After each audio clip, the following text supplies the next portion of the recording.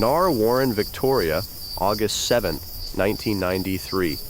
Around 12 a.m., Kelly and Andrew Cahill were driving home along a rural road near Umamaring Creek. They'd just left friends and were heading home. Up ahead, a row of intense orange lights appeared, 5, maybe 6, in a straight line. As they watched, the lights traced the rim of a single, enormous craft. They slowed and pulled over. Startled, Kelly pulled to the shoulder.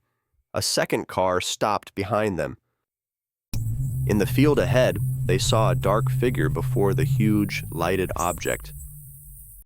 Kelly described a tall, hooded humanoid, its eyes a faint, glossy red. She felt a wave of dread and an intrusive thought. Kill them! She shouted to Andrew to run. She sensed something malevolent. Then, more tall black figures emerged across the field, 3 to 7 shapes striding toward them.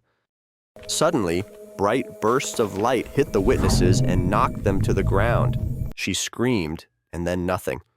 When she came to, the craft's lights were receding into the distance.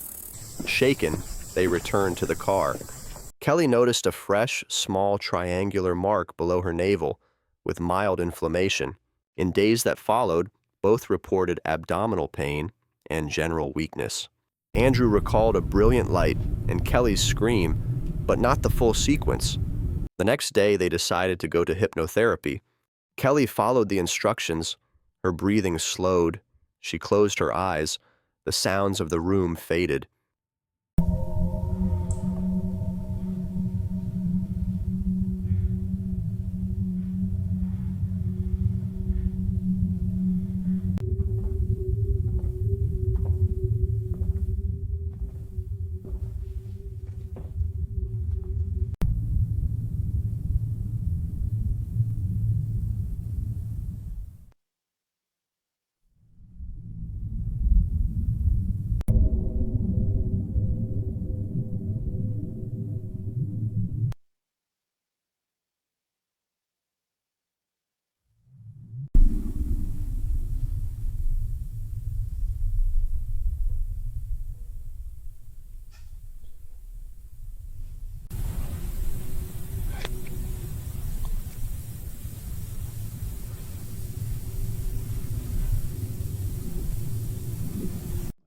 The same testimonies were recorded for all witnesses.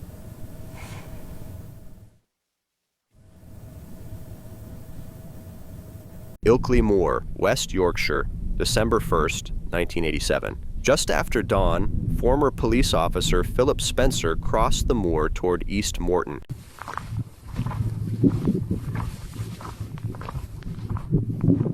Spencer saw a small figure just off the path, its outline strange in the fog. He was about 40 yards away when the figure came into view, around 4 feet tall, dark green skin, a large head, long, thin arms. It lifted one hand as if to tell him to stop or not to approach. Instinctively, Spencer brought up his camera.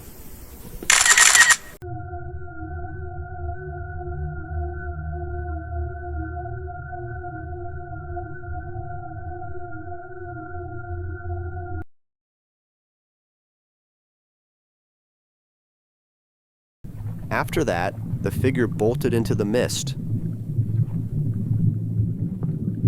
Spencer followed over a low rise.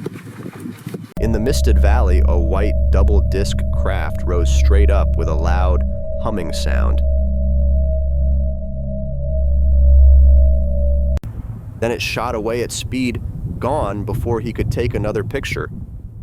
When he reached the village, clocks were 2 hours ahead of his wristwatch.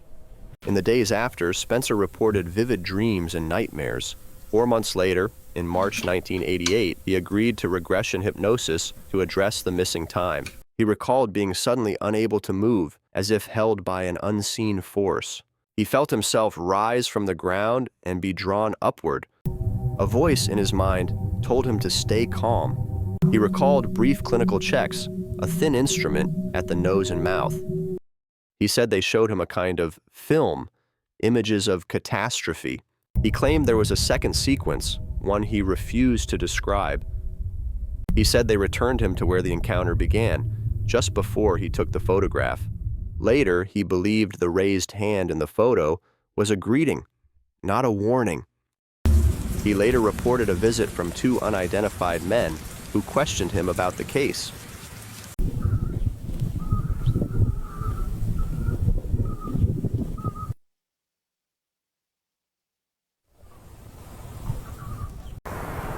Todmorden, West Yorkshire, England, November 28, 1980.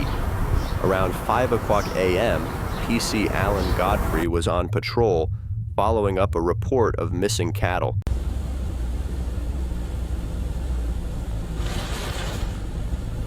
Then he saw a harsh light up ahead. He thought it was an overturned bus blocking the road. As he drew closer, Godfrey saw a diamond-shaped object about 20 feet across, rotating a few feet above Burnley Road. He reached for the set. The engine had cut out. Warning lights glowed while the craft burned white beyond the glass. He took out his notebook and sketched what he saw: a diamond craft with a small dome and a row of panels. After that, a blinding flash swallowed the road, and in the next heartbeat, Godfrey was no longer where he'd been.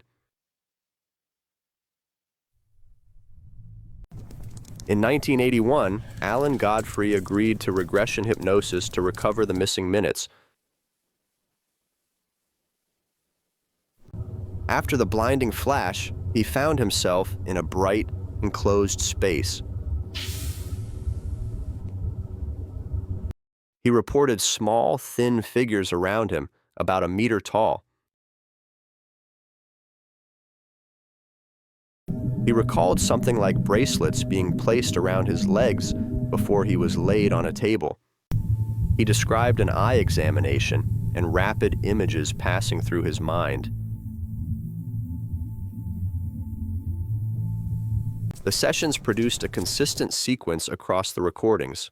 Afterward, he noticed his boots from that night were inexplicably split at the soles, exactly where he remembered the devices. He also found a small semicircular mark on one leg, like a light burn. Godfrey's original roadside sketch and his statement went into the police UFO file.